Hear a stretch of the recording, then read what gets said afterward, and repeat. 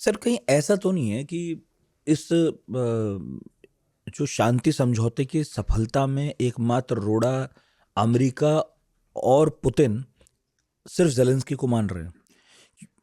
मे नहीं। भी क्योंकि पुतिन की तरफ से भी ये बात हुई थी कि जेलेंस्की को हटना चाहिए, कोई नया आ जाए तो बात हो सकती है।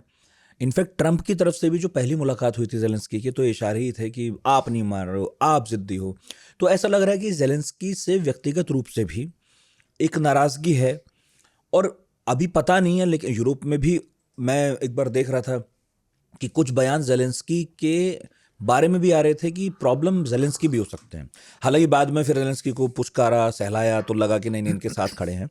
पर अब जो हो रहा है, जो करप्शन स्कैंडल खुला है, चीफ ऑफ स्टाफ जिसकी बात कह रहा था आंद्रे यर्मक, चीफ नेगोशिएटर, वो बाहर हुए हैं।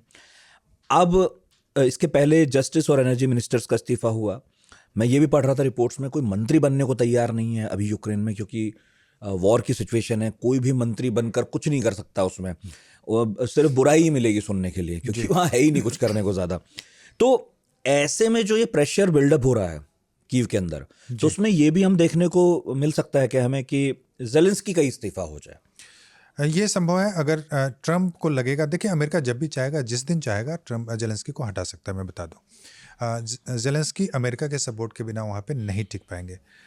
और रूस भी यही चाहता है कि जेलेंस्की का वहाँ पे चले जाए और दूसरे लेकिन मुझे लगता है कि पीस डील में सबसे बड़ी बाधा जेलेंस्की नहीं है। जेलेंस्की की कोई औकात नहीं है, अगर मैं काफ़ी रूड शब्दों में कहूँ तो। ये यूरोपियन यूनियन बाधा है, सब यूरोपियन कंट्रीज़ वहाँ पे बाधा है। क्योंकि यूरोप के कुछ कंट्री, खासकर ब्रिटेन, पोलैंड और बाल्टिक स्टेट जो हैं, एस्टोनिया, लाटविया, लिथुआनिया इत्यादि, तो वो नहीं चाहते हैं कि ये डील हो। उनको लगता है कि रूस को रोकने का यही तरीका है कि नाटो के साथ उनका जो ये जो कॉन्फ्लिक्ट है वो कोई दूसरा उसके लिए लड़ता रहे, और जेलेंस्की अपने लोगों के माध्यम से वो लड़ रहा है। तो इससे अच्छा ऑप्शन यूरोप के लिए नहीं हो सकता है। तो रूस को कमज़ोर करने का तरीका है उसको इस ढंग के वॉर में इंगेज करना, जहाँ पे कि नाटो अपनी मिलिट्री भी नहीं भेजे, दूसरी मिलिट्री के माध्यम से। सो ये जो पॉलिसी है, तो ये यूरोप की, और यूरोप क्या करता है कि जो अभी जो वॉर चल रहा है उसमें लगभग 65 to 70 बिलियन डॉलर यूक्रेन को चाहिए हर एक साल, कम से कम, केवल युद्ध लड़ने के लिए। उसके अलावा दूसरे खर्चे लगे, 100 बिलियन के आसपास सपोर्ट चाहिए। तो यूरोप उसमें कुछ फंड उसको देते रहता है ताकि यूक्रेनियन वहाँ पे युद्ध लड़ते रहे। लेकिन अभी यूक्रेन की स्थिति इतनी खराब हो गई कि वो इस युद्ध को अब रोक भी नहीं सकते, क्योंकि रूसी डे बाई डे वहाँ पे कैप्चर करते जा रहे हैं और टेरिटरी को। तो यूरोप, लेकिन अब यूरोप में पोलैंड और इंग्लैंड इत्यादि देश, ये सबसे बड़ी बाधा है।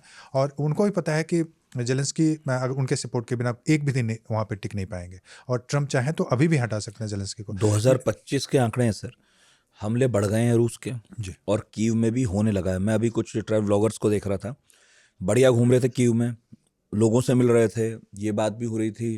लोग भी कह रहे थे कि देखिए कभी कभार कुछ कीव पे होता तो है, लेकिन कभी भी सिविलियंस को अटैक नहीं करते हैं वो लोग, वो मान रहे थे इस बात को। लेकिन अब जो मैं रिपोर्ट्स पढ़ रहा हूँ पिछले कुछ एक आध हफ्ते में, ये भी हुआ है कि दावा है कि सिविलियंस भी हताहत होने लगे हैं, कीव पर हमले भी बढ़ गए हैं, यूक्रेन पर भी हमले बढ़ गए हैं।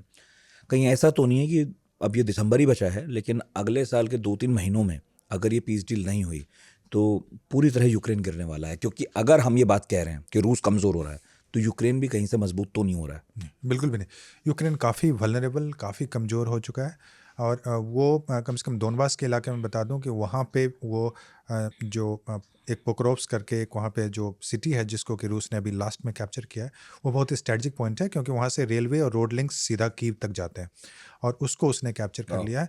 और उसके बाद यह संभावना बताई जा रही है कि बहुत दिन तक यूरोपियन यूनियन के सपोर्ट के बिना, और अगर अमेरिका सप्लाई, अगर डील नहीं होता है तो अमेरिका सप्लाई बंद कर सकता है। अमेरिका ने बोला था कि टॉमहॉक मिसाइल देगा, अमेरिका ने टॉमहॉक मिसाइल नहीं दिया है। तो अगर ये सारे अगर यूरोपियन नहीं देते हैं, तो फिर फाइटर जेट्स अगर नहीं देते हैं, तो यूक्रेन बहुत दिन तक युद्ध नहीं लड़ पाएगा रूस के साथ। उसके पास पैसों की भी कमी है और आर्म्स एंड वेपन्स की भी कमी है। तो इस संभावना यह भी बताए, और जो प्रेशर है जेलेंस्की पे डील करने का, उसका कारण यह भी है कि वह, उसको लगता है कि रूस और भी ज़्यादा टेरिटरी कैप्चर कर लेगा, फिर उसको भगाना मुश्किल होगा। तो ये एक बहुत बड़ी संभावना है। हालांकि मुझे नहीं लगता है कि रूस का प्लान है कि वो कीव को कैप्चर करे। वो उसका बहुत ज़्यादा ध्यान जाएगा तो ओडेसा पे जाएगा, जो कि एक बहुत इंपॉर्टेंट ब्लैक सी का पोर्ट है। और वहाँ पे जो गवर्नर है उसको भी हटाया गया। आपने बताया था करप्शन चार्जेस, वहाँ के गवर्नर को भी हटाया गया है। और यह भी सच है कि उन पर काफ़ी करप्शन चार्जेस हैं जेलेंस्की के ऊपर, उनके टीम के ऊपर, और अभी काफ़ी बदलाव भी हुए हैं, और उसका कंस्क्रिप्शन में भी काफ़ी घोटाला वहाँ पे हुआ है। तो इस कारण से उन पे अंदर से भी जो अपोजिशन पार्टी है उनका भी दबाव है और उनको लग रहा है कि इस युद्ध से हमें कुछ हासिल नहीं हो रहा है, तो काफ़ी डिमांड है ज़ेलेंस्की को चेंज करने की इंटरनली भी।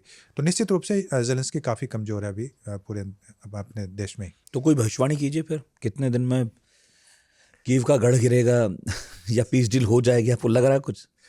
देखिए पीस डील की पहले क्या होगा, पीस डील या गढ़ गिरेगा? देखिए रूस बोल रहा है कि पीस डील हम नहीं करेंगे, पीस डील हम करेंगे अगर हमारे रूट कॉजेस को तुम मानते हो। रूट कॉजेस क्या है? नाटो मेंबरशिप और हमारा जो बस। टेरिटरी है वो हमारे पास होना चाहिए, वहाँ रशियन लोग हैं, उसको टेरिटरी को हमने मिला लिया और हम उसके साथ मान जाएंगे। ज़ेलेंस्की बोला नहीं, पहले सीज़ फायर करो। रूस को लगता है कि सीज़ फायर करने का मतलब है कि हम इसको टाइम दीजिए यूक्रेन को, यूक्रेन फिर से आर्म्स बुलाएगा, आर्म्स वेपन्स लेगा अमेरिका और यूरोप से और फिर हमला जारी रखेगा। तो इसलिए वो सीज़ फायर की बात नहीं बोल रहा है, हम बोलेंगे हम रूट कॉजेज़ पे जाओ, रियल डील पे बात करो, तब हम सीज़ फायर की बात करेंगे। तो सीज़ फायर की संभावना तो अभी बन रही है, इसमें कोई शक नहीं है। अगर ट्रंप पुश करेंगे और ज़ेलेंस्की पे और यूरोपियन यूनियन पे खासकर दबाव बनाएंगे तो इसकी संभावना बनती है। लेकिन वो फिर अभी जैसे कि अभी बातचीत चल रही है और अमेरिकन डेलीगेट्स रूस भी जाने वाले हैं कुछ दिन बाद। तो अगर बात बढ़ती है, कुछ एक हफ्ते बाद ही है। हाँ, कुछ बेसिक इश्यूज अगर मानते हैं तो शायद सीज़ फायर की संभावना बन सकती है।